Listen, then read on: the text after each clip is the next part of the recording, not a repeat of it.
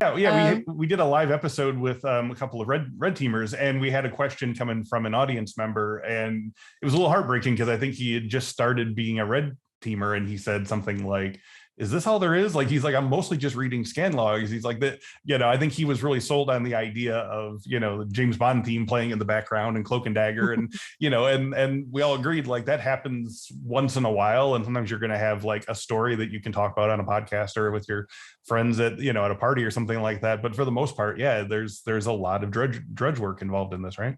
Yeah, well, red teaming and adversary simulation, that can be even worse.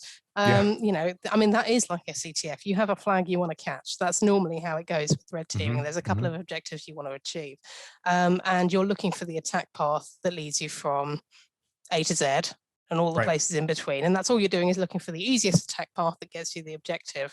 And then obviously what you can teach the customer about, their systems, their network, their weaknesses based on that. But, you can't say that it's going to be great fun all the time when, I've spent a whole week trudging through more than 1,500 file shares, literally reading files before I found the one thing that's allowed me to move to the next stage of the attack path. Wow. Now you need some patience for that, and you need some patience, and you need to be methodical. And it is not fun until you actually find the thing that lets you move on to the next bit. Right. But most red teams, you tend to spend a lot of time digging around, getting background, reading files, doing some boring stuff. Suddenly you'll find the one thing that lets you move to the next stage. And more often than not, it's like dominoes falling over from that point. Okay. So you've got this really boring bit up front. Yep. And then suddenly the dominoes will fall. You'll get to the point where you've got domain admin, then you'll get to whoever you're impersonating, then you'll get whatever it is you wanted as an objective. And it tends to work. Is there an aspect of it specifically with red teaming where, because if you're doing a red team, it's understood that your company has figured out most of their low level security problems theoretically or whatever. So is some of the slowness of the red teaming the fact that their perimeters are actually pretty secure and you're really having to sort of like dig deep to find that one thing that, as you said, knocks the dominoes over? Yeah, there tend to be sort of two pinch points in a red team that are dull, if you like, or boring, or take a long time. First one is getting your first foothold, because most of the time with the red team exercise, your methodology is you get a foothold through a workstation, normally via phishing. You might be doing some physical intrusions, or you might be doing some direct attacks against perimeter, but these days it's mostly phishing against users.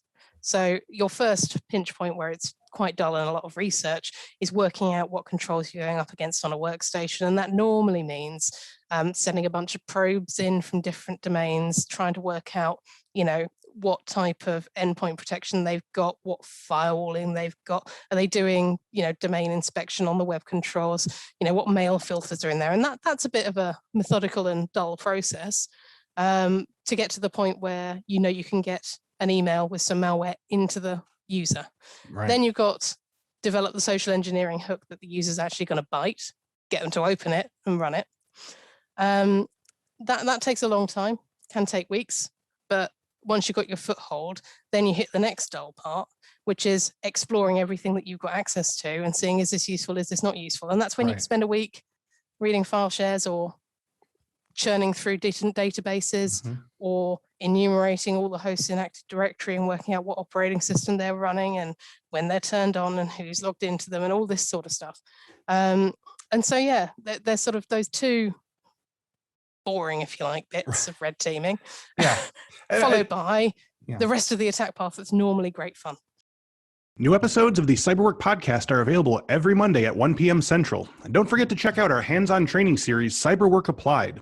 Each week, expert Infosec instructors teach you a new cybersecurity skill and show you how that skill applies to real-world scenarios.